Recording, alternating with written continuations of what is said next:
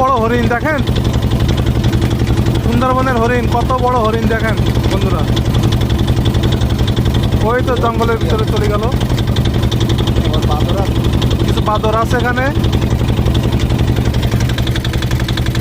ভিতরে, কিন্তু হরিণ চলে গেছে। আসলে এখন দেখা যাবে কিনা।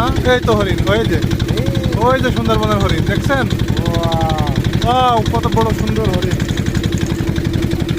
ওই যে আরে হরিণ কত বড় দেখেন বন্ধুরা।